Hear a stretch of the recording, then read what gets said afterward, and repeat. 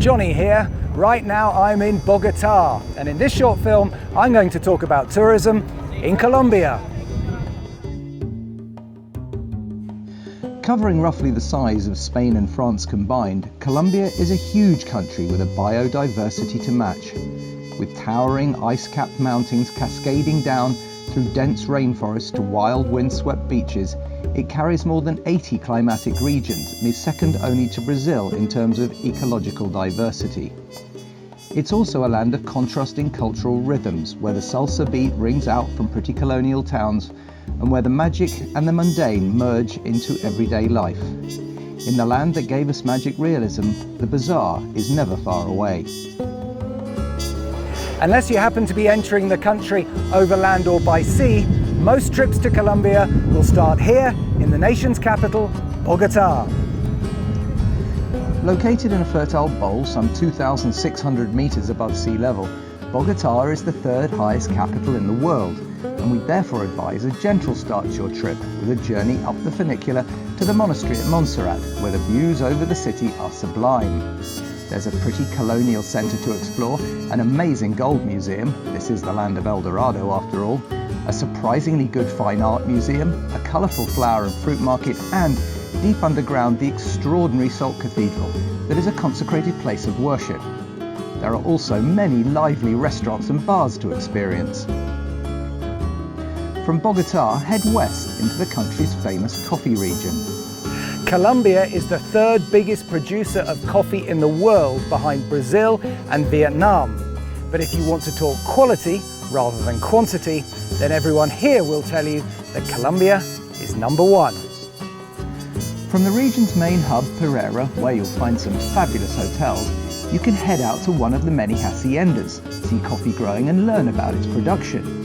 You can also visit some of the region's pretty colonial towns like Salento, Armenia or Finlandia. Go for a walk or horse ride in the beautiful Valley de Cocora, where you can see the tallest palm trees in the world, or get away from it all by rafting down the Rio La Vieja, where you will spot many of the region's endemic birds, including the cormorant. Traversing some more spectacular scenery, if travelling overland north, the journey will then take you via Santa Fe de Antioquia, the region's oldest and best preserved settlement, famed for its local craftsmen and whitewashed houses, before hitting the country's second city, Medellin. A town once infamous for being the centre of a multi-billion-dollar-a-year drugs trade, Medellin and its people have moved on, and it's now a fascinating place to visit. Located in the Abura Valley, surrounded by the Andes, the town has some interesting architecture with many good galleries and museums, including the famous Boturo Sculpture Park, where many giant sculptures of Colombia's most famous artist and Medellin-born sculptor, Fernando Botero, are exhibited.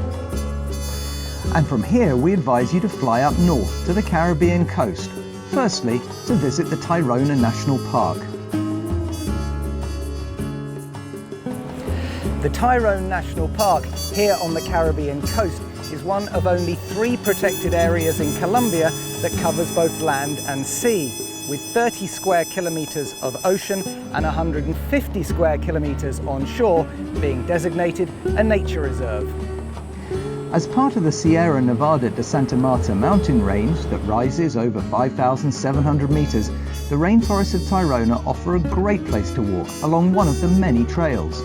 There are also unrivaled wild and deserted beaches to explore, and of course relax on the edge of. And after a couple of days here, it's not far from one of the country's true tourist gems. And of course no trip to Colombia is complete without a visit to the amazing, the vibrant UNESCO World Heritage port city of Cartagena.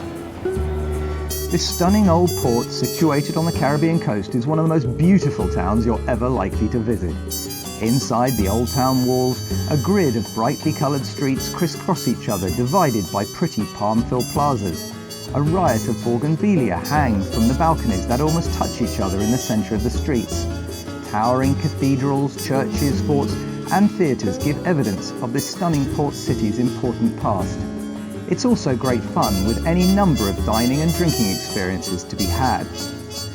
And from Cartagena, the islands of the Rosario Archipelago are easily accessible, which offer a great way to end your tour of Colombia. Colombia has come a long way in a relatively short period of time. From the dark days of the 80s and 90s, when it was considered by many the basket case of the continent, with a violent communist insurgency, a corrupt and ineffective government, and of course a multi-billion-dollar-a-year drugs trade, it's emerged as one of the most fascinating and tourist-friendly countries in Latin America.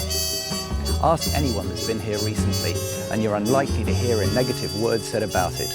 And I agree, Colombia is an amazing travel destination on many different levels.